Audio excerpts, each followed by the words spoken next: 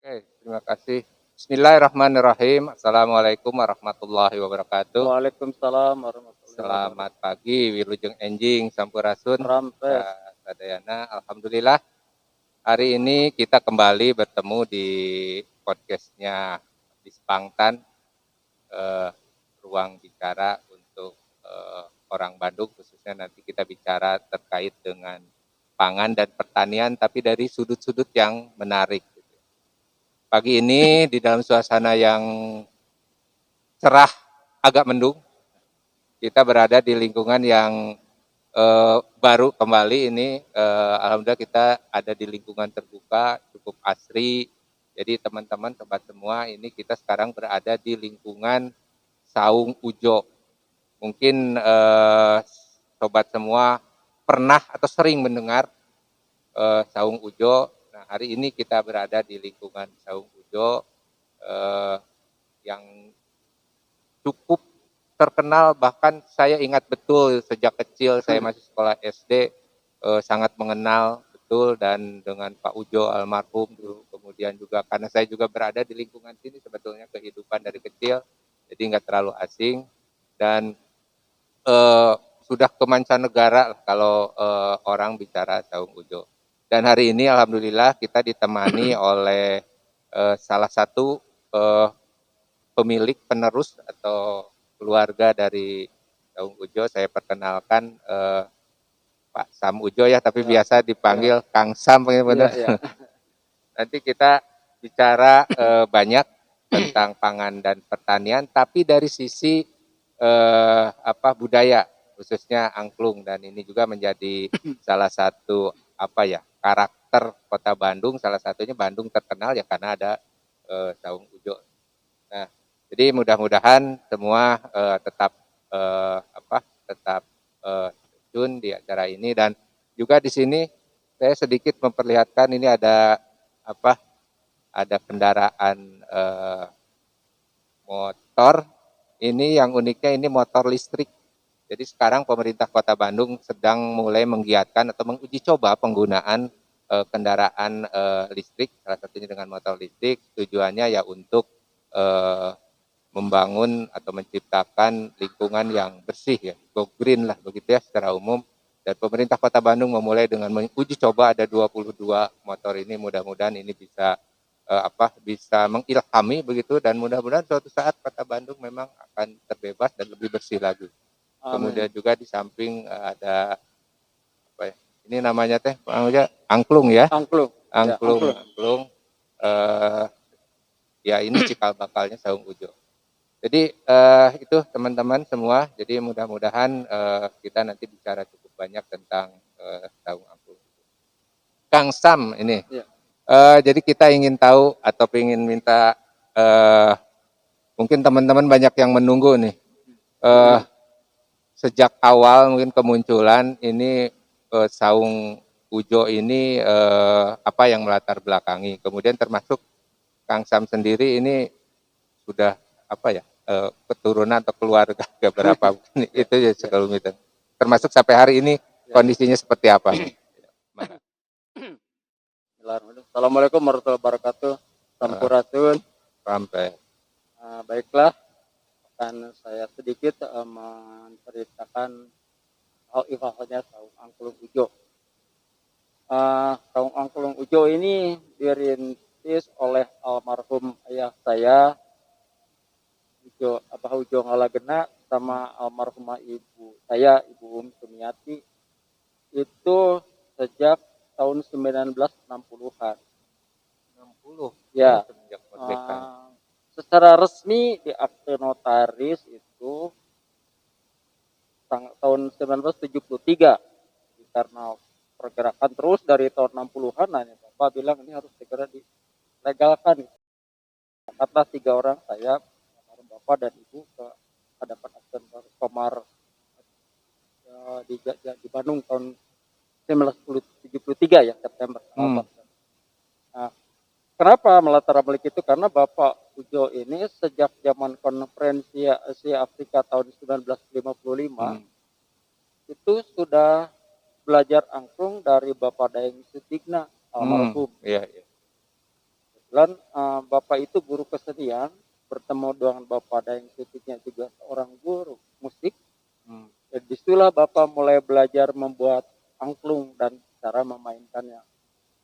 Waktu tahun-tahun berjalan tidak terasa, akhirnya bapak di rumah tinggal kami di Padasuka ini terus membuat angklung dan memainkan kami sekeluarga dan dibantu masyarakat. Pada waktu itu belum ada apa-apa di Padasuka itu. Kalau orang Kota Bandung di mana rumah di Padasuka merasa malu karena kampung sekali, Pinggiran pinggiran gitu. Nah, bapak membuat angklung itu meneruskan dari Padaeng yang notabene Padaeng itu membuat angklung yang tangga nada diatonis atau internasional. Tapi bapak sangat cinta dengan kesundaan, kan ada angklung Sunda. Hanya bapak membuatlah ada angklung yang buhur-buhur yang sudah lama yang sampai sekarang orang tidak tahu mulainya, mengangkat kembali angklung buhur ini, tapi bapak hanya patokan nada berdasarkan gamelan. Karena bapak orang guru di Konservatori Karawitan di Kota Bandung, beliau melaraskan nada angklung itu dengan gamelan. Jadi mulai di situ muncul yang namanya angklung Pak Ujo disebutnya gitu, karena bapak yang mengkreasinya. Nah, direkayasalah angklung tersebut dalam sebuah permainan disebut kaurenan uang lembur. Ternyata hal itu rupanya menarik bagi orang yang akan melihatnya, dan yang melihat nonton pertama acara tersebut secara resmi itu udah turis dari Belanda tahun 1967 kalau tidak salah. Memang sengaja hadir atau dihadirkan turis itu? Hadir karena bapak suka jalan-jalan ke alun-alun dengan kami dan tetangga itu sambil membawa angklung itu. Dulu mah pada suka ke alun-alun tidak merasa jauh rasanya karena Kota Bandung masih sangat sepi. Dengan jalan kaki juga. Jalan kaki pun nyaman, tidak terasa. Balik ke sini itu sudah tengah malam gitu. Rupanya ada yang juga ada melirik gitu. Travel biro, biro perjalanan ini. Mulai datang ke sini gitu. Nah, dengan itu kan bapak lebih semangat lagi, Pak. Ini ternyata ada perhatian dari masyarakat luar, apalagi internasional. Terus dirintis, walaupun pada saat kami menata mulai ada angklung itu orang Bandung sendiri tapaknya masih kurang menyalai angklung karena mungkin belum dikenalkan betul. Bahkan kami waktu tampil namanya di Taman Lalu Lintas, di satu sudut ada band, kami main angklung, tidak ada yang nonton satupun. Tidak ada yang melirik. Tidak yang melirik, tapi bapak tidak patah semangat karena tujuannya angklung itu bukan untuk supaya tonton banyak orang, tapi hanya menyenangi. Tapi lambat laun akhirnya orang mulai tertarik karena ternyata angklung itu tidak kuno yang mereka bayangkan gitu. Ternyata banyak dinamikanya, banyak hal-hal yang menarik. Disitulah orang mulai banyak perhatian. Apalagi dalam wawasan yang angklung diatonis itu bisa diterima lagunya oleh nasional maupun internasional, lebih mendunia lagi. Dan ya tahun akhir 1990-an atau bisa awal 2000 itu kami mulai melanglang buana itu dengan angklung karena bisa dibuktikan bahwa dengan angklung bisa memainkan nada-nada di negara mana kami datang gitu. Bahkan yang menarik bagi dunia luar itu adalah penontonnya tidak pasif, bisa bersama-sama terlibat memainkan angklung, disebut play together lah bahasa Inggris, atau main bersama. Jadi selain menikmati nonton juga mereka enjoy memainkan angklung dengan arahan panduan dari kami seorang instruktur, jadi bisa bermain berlagu. Nah itulah yang terus menerus pemerintah akhirnya dalam rangka diplomasi budaya selalu membawa angklung karena itulah penonton bisa terlibat main. Bahkan keluarga kami itu waktu di Amerika sampai 5.000 lebih main bersama-sama di lapangan Capitol itu. Demikianlah perkembangan, dan terakhir sekali kami malah tampil di markas PBB di New York. Tahun berapa itu? Tahun 2018 30 April. Karena pada waktu itu Ibu Menteri Luar Negeri ingin supaya Indonesia menjadi anggota Dewan Keamanan tak tetap di PBB. promosinya angklung. Orang Oh. lain promosinya itu membagi iPad, membagi laptop, macam-macam. Kalau Ibu Menteri pede saja dengan budaya gitu. Jadi angklungnya dibagikan kepada delegasi, main bareng dengan lagu yang menyentuh dunia, ya akhirnya alhamdulillah Indonesia Iya. diterima jadi anggota Dewan Keamanan Tatap selama 2 tahun. Sekarang mungkin yang Iya, terakhir. iya. Itu yang paling puncak. Oh. Namun pada tanggal 16 Maret 2020 Allah memberi cobaan bahwa tidak boleh ada kerumunan, tidak boleh ada banyak orang, pertunjukan maupun kedatangan tamu di stop Karena pandemi ya. pandang Iya, pandemi nanti. COVID. Ya nanti coba saat-saat pandemi nanti kita Iya. perdalam. Jadi menarik ya, tadi saya pun ternyata baru tahu nih, dan dari narasumber nanya langsung perkembangan angklung. Dan menjadi apa ya tadi, media komunikasi Iya, ya, betul. dan yang Iya. ampuh mungkin Iya. ya dibanding dengan yang tadi disampaikan. Kang Jeten, angklung ini memang murni betul-betul menjadi alat musik atau kesenian asli atau khas memang yang tumbuh dan berkembang dari Bandung atau dari kita gitu. Boleh saya ceritakannya, Derawan? Sampai sekarang orang tidak tahu sejarahnya angklung itu mulai kapan. Hanya ada dokter dari salah seorang dokter dari Institut Budaya Indonesia di Kota Bandung meneliti tentang angklung buhun, angklung tradisional. Menurut beliau katanya sejak ada budaya sawah, sejak orang punya sawah, itu ada angklung. Jadi sudah lama sekali itu, bisa dibayangkan. Nah, kenapa ada angklung di sawah? Karena pada saat itu masyarakat, kalau tidak salah di daerah Baduy, Banten, itu untuk mengekspresikan rasa terima kasih kepada yang namanya disebut Dewi Padi Dewi Sri, mereka cocoknya karena di situ ada pohon bambu yang tersedia, dan yang paling hebat di situ ada yang bisa menciptakan semacam angklung gitu. Jadi sebagai rasa syukurnya itu dengan membunyikan angklung yang nada-nadanya tentu nada-nada tradisi yang sangat terbatas, tapi mereka dengan serius dengan tekun. Jadi setiap kali katanya mau nanam padi itu angklung selalu dibunyikan.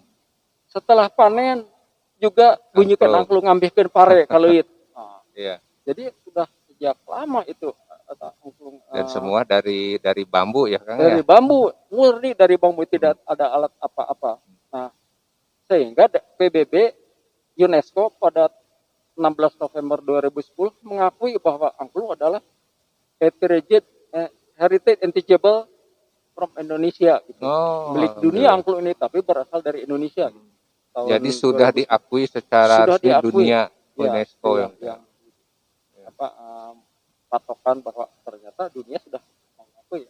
Jadi ini betul-betul khas Indonesia, karena kebetulan juga Allah menciptakan bambu-bambu yang di luar Indonesia itu ternyata susah dibikin angklung gitu. Karena karakternya beda. Kalau di Indonesia, terutama di daratan Pulau Jawa ini cocok gitu untuk karena harus ada suara resonannya yang bagus. Jadi walaupun sama-sama bambu, tidak semua bisa dijadikan untuk musik angklung. Termasuk di sini sekarang ya mulai ditanami, atau memang awalnya juga banyak bambu? Bapak itu menanam bambu di sini ada untuk bahan angklung. Beliau membawa kalau tidak salah daerah Rangkas Bitung. Bambu bagus, bambu untuk angklung. Begitu ditanam di sini ternyata tidak sesuai itunya pohonnya itu. Rupanya tanah sangat mempengaruhi daerah. Di sini awinya kalau bahasa Sunda mah ceboy. Jadi tidak kekar gitu loh. Karena dimanja, tanahnya lebih subur. Jadi bambunya seperti dimanja, jadi tumbuhnya itu tidak kuat gitu. Tapi sebaliknya kalau tanaman bambu ditanam di daerah yang kering, apalagi agak susah air, itu dia akan tegar, bambunya keras dan tidak terlalu gemuk-gemuk bambunya gitu. Itulah yang bagus untuk angklung gitu. Jadi kalau ada daerah kritis, daerah yang susah ditanami apa-apa, solusinya mungkin dengan bambu, karena kami butuh daerah yang begitu gitu. Untuk bambu kreatif lah, tidak angklung saja, sama segala jenis kreatif bambu itu harus bambu yang daerah kering. Kalau untuk potensi sekarang, Kang, bambu itu memang masih tersedia, apalagi dengan kualitas yang sama seperti yang awal. khususnya di Bandung atau di Ya. kita semua?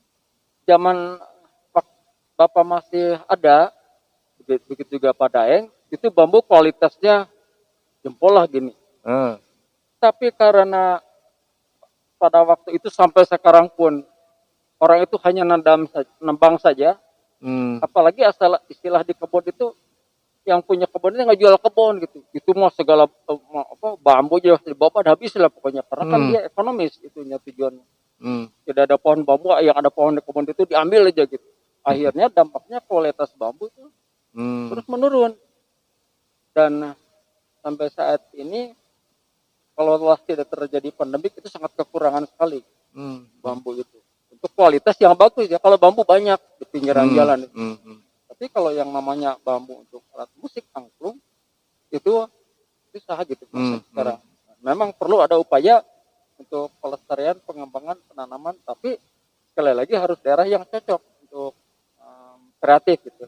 Kalau sekedar hijau bambu sih bisa di pinggiran sungai juga, tapi kalau untuk yang kreatif, nah, jadi memang tidak ada tenaga ahli yang Yeah. khusus, jadi kami harus lihat sendiri lahannya area seperti apa, apakah Yeah. cocok tidak. Begitu. Ya, agak menarik ini kalau bicara sejarah mungkin banyak juga yang bisa ditarik. Dengan perkembangan hari ini atau Ya. bahkan mungkin sebelum pandemi nih, Ya. Kang Sam, Ya. kira-kira di tempat ini tuh apa saja aktivitasnya ya? Karena kalau hari ini mungkin jauh dari sepi dan mungkin tidak biasa seperti ini. Ya. Seperti apa, Kang? Ini Eh, sebagai tempat pertunjukan saja atau apa? Di kami itu ada 3 macam ya. Pertama pertunjukan murni. Hmm. Kedua di situ ada pelajaran atau pelatihan angklung. Hmm.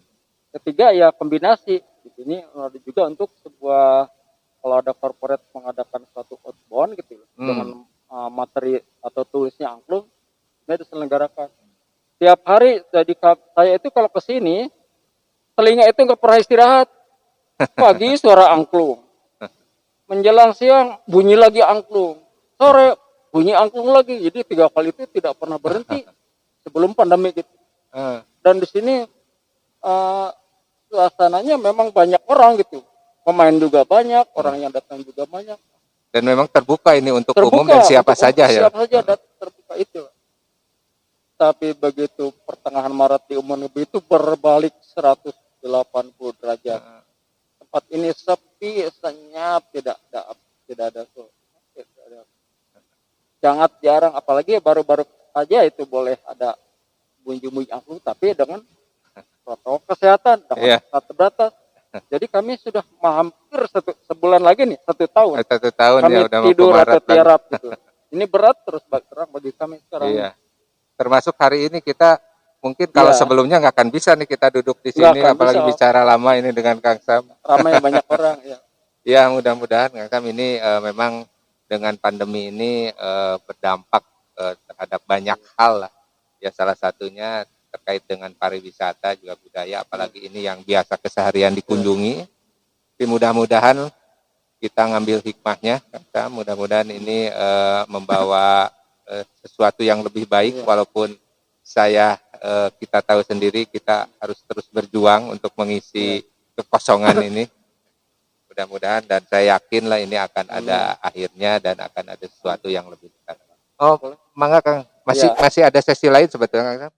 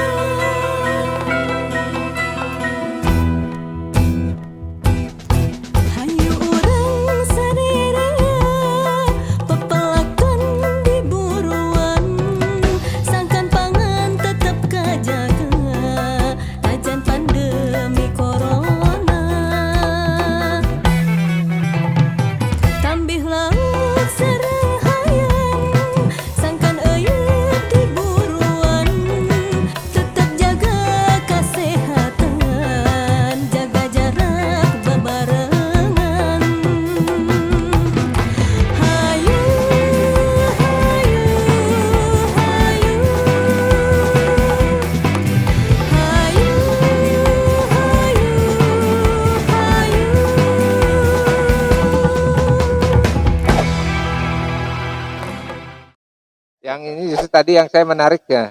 Tadi bicara bambu itu identik dengan budaya sawah nih. Iya. Nah kebetulan karena kita hari ini ada di ruang bicara terkait dengan pangan dan pertanian ini sangat cocok ya. Dan saya pun juga mungkin saya pernah mendengar akhir tahun 2019 tuh pemerintah Kota Bandung melalui Wali Kota Bandung Mang Oded menggulirkan program pemberian anak ayam DOC ke anak sekolah. Dulu ada yang menyebut chickenisasi, aki bagi dan sebagainya. Nah itu salah satu filosofi kenapa ayam diberikan kepada anak sekolah. Itu saya mendengar langsung dari Pak Wali Kota bahwa budaya Sunda itu katanya identik dengan pohon, tatangkalan gitu, dan ayam gitu. Makanya tidak jarang di kampung atau di mana itu setiap rumah itu pasti paling tidak ada. nanam pohon dan ada ayam. Malah saya dengar dulu kalau istilah mau ada pernikahan itu dua hal itu tidak nah ini bukan mungkin.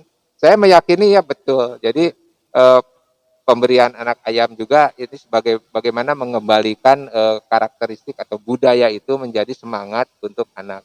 Nah termasuk ini bambu. Tadi saya menarik bahwa ada keterkaitan munculnya kesenian angklung ini bambu atau secara umum itu dengan budaya orang bertani ya mungkin ya. Betul, Nah ini menarik. Jadi kira-kira secara ininya apa sih keterkaitan pertanian begitu ya dengan filosofi bambu atau bambu dengan pertanian gitu. Saya jelaskan lebih lanjut. Kalau mungkin secara langsung ya tidak ini ya, tapi itu akan menghidupi pertanian. Kenapa? Karena angklung itu kan terbuat dari bambu. Sedangkan bambu yang untuk angklung tidak ditebang semuanya dan harus dipelihara. Kalau banyak pohon bambu berarti daerah itu subur, banyak kandung air. Jadi dengan indikator ya. Nah, jadi kalau indikator. ada itu indikator bahwa itu subur dan banyak mengenai air. Nah, di mana sawah kan butuh air. Jadi dari ketersediaan air itu akan terjamin kalau kita melestarikan bambu yang notabene bambu itu berwujud sebagai budaya itu ya angklung. Yang punya kearifan lokal dipilih-pilih bambu itu, tidak sembarang bambu, tidak semua ditebang gitu. Jadi akan terjaga itu ekosistem dengan kearifan angklung itu begitulah. Iya, jadi saya jadi baru teringat kemarin ada program penyelamatan mata air di kita. Salah satunya upaya itu dengan menanam sekeliling sumber mata air itu dengan bambu. Saya jadi baru terpikir ternyata betul juga ini konteksnya sangat erat gitu antara tadi ketersediaan air dengan bambu. Dan kita juga sudah mulai akan mengembangkan nih, jadi bambu ini sebagai bagian dari pangan. Bahkan kemarin kita coba menanam beberapa jenis bambu yang bisa dihasilkan salah satunya rebung abon dari rebung bambu.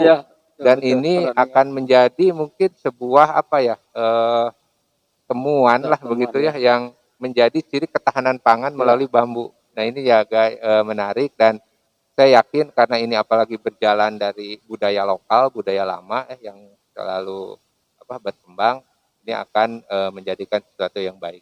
Ya Kang Sam, kita break dulu sebentar karena juga cukup panjang dan banyak hal-hal lagi nanti yang akan kita sampaikan. Mudah-mudahan Sobat Pepatong tetap standby dan siap menunggu informasi selanjutnya. Terima kasih.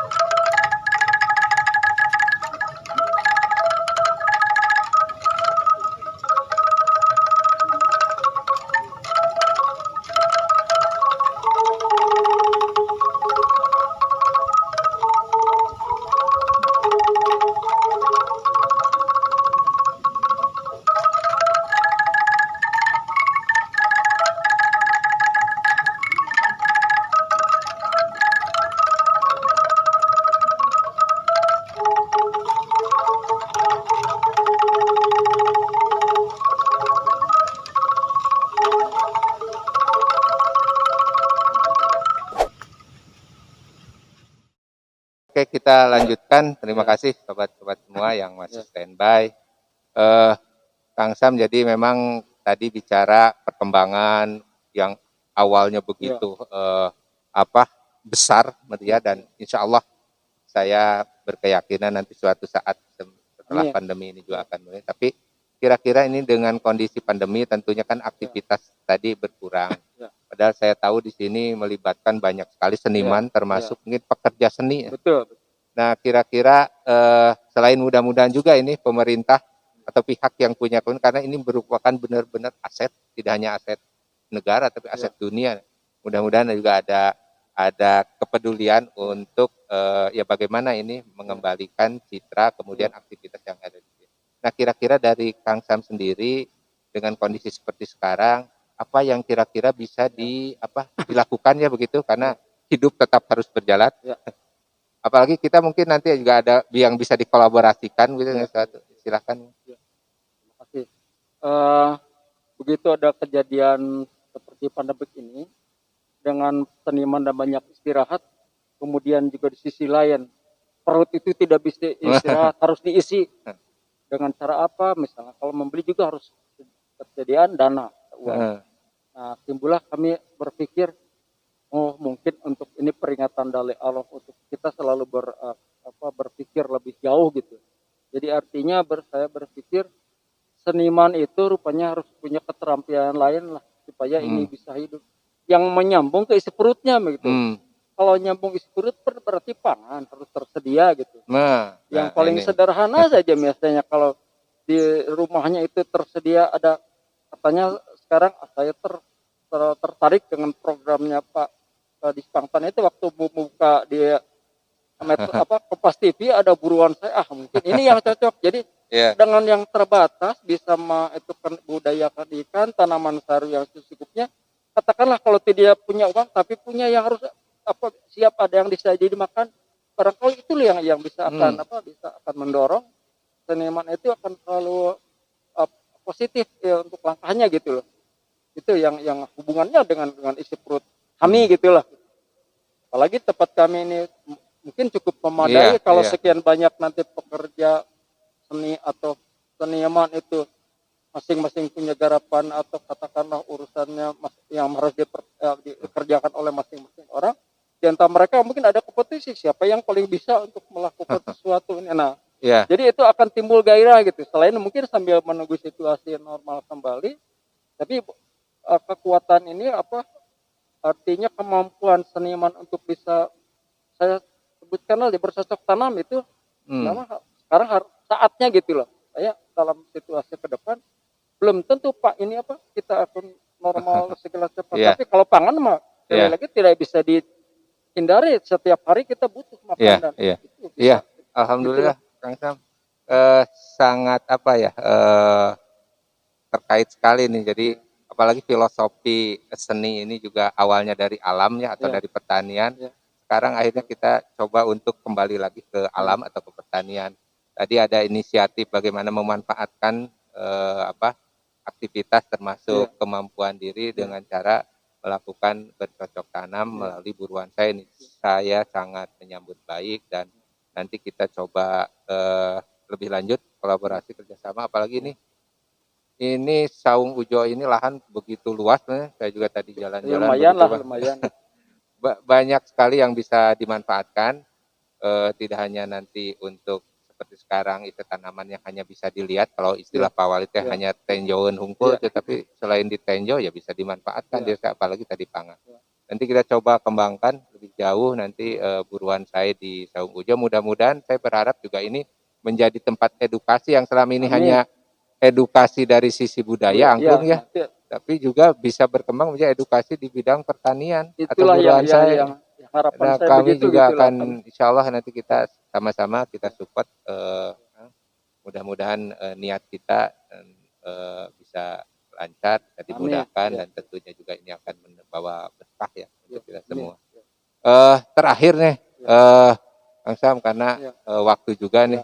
Kira-kira selain tadi yang sudah disampaikan ada nggak harapan termasuk mungkin juga buat pemerintah, buat masyarakat atau bukan siapa saja terkait dengan Saung Ujo ini? Silakan.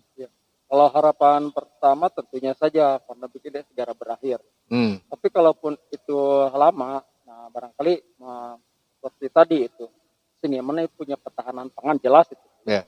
Kedua juga punya digitalisasi, artinya kami berkreasi tidak live saja, tapi mungkin melalui virtual tentu sajiannya yang menarik, apalagi kalau dikaitkan dengan pangan begitu. Nah. Mungkin akan lebih ini lagi, tidak budaya saja muncul di situ di virtual, tapi dimunculkan juga ini bagaimana untuk pangan gitu. Jadi nanti apalagi filosofi yang saya sudah sampaikan bahwa angklung itu dengan budaya sawah itu sangat menyatu. Bukan sangat dekat menyatu ya, tidak bisa dipisahkan mungkin. Dan ini dengan ini mungkin juga bisa kami sedikit-sedikit lah bisa hal-hal yang positif, dan sekali lagi tidak banyak yang diitukan oleh kami, tapi ya di kelas-kelas begini kita berupaya terus ya. Kembali lagi saya sangat ingin dan sangat setuju seniman itu punya ketahanan pangan. Dan masih punya semangat ya. Semangat itu yang ya. Ya, alhamdulillah, terima kasih Pak Kam. Banyak juga saya juga hari ini banyak belajar dari Kang Sam, dari filosofi yang disampaikan. Tentunya mudah-mudahan tadi niatan termasuk kita dari Bangtan, kita atau dari pemerintah Kota Bandung akan coba support apa yang memang mampu dan bisa. Insya Allah nanti kita setelah ini kita akan segera realisasikan. Dan ya teman-teman, itu pembicaraan hari ini, walaupun mungkin tidak menuntaskan apa yang menjadi rencana awal kami, tapi paling tidak kita banyak belajar hari ini bagaimana budaya itu menjadi bagian yang melekat di diri kita dan tidak bisa lepas. Kemudian juga budaya ini menjadi bagian penting dari budaya pertanian secara umum di kita. Dan tentunya hidup ini harus terus berlanjut, walaupun sekarang kita masih pandemi, tapi kita berharap ada sesuatu hikmah yang terbaik. Dan terakhir mungkin juga saya selalu mengingatkan, sekarang masih pandemi, selalu disiplin begitu ya, untuk tetap menggunakan masker dengan benar dimanapun juga berada, kemudian biasakan mencuci tangan dengan air dan sabun setiap saat, setiap melakukan aktivitas. Kemudian terakhir berusaha terus untuk menjaga jarak, ya. Menjaga jarak, dan itu ada di diri kita masing-masing.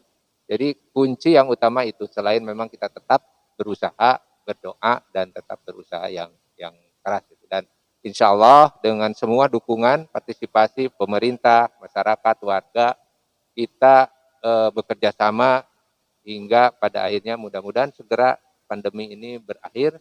Kemudian kembali ke normal, malah suasananya bisa lebih berkah lagi, lebih maju. Itu saja mungkin hari ini. Sekali lagi terima kasih juga kepada teman-teman semua.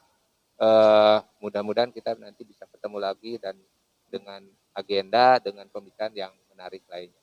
Itu saja, sekali lagi terima kasih. Mohon maaf segala kekurangannya. Wassalamualaikum warahmatullahi wabarakatuh. Waalaikumsalam. Saint Farm adalah sebuah kawasan pertanian terpadu sekaligus tempat wisata di kaki Gunung Manglayang, Kota Bandung.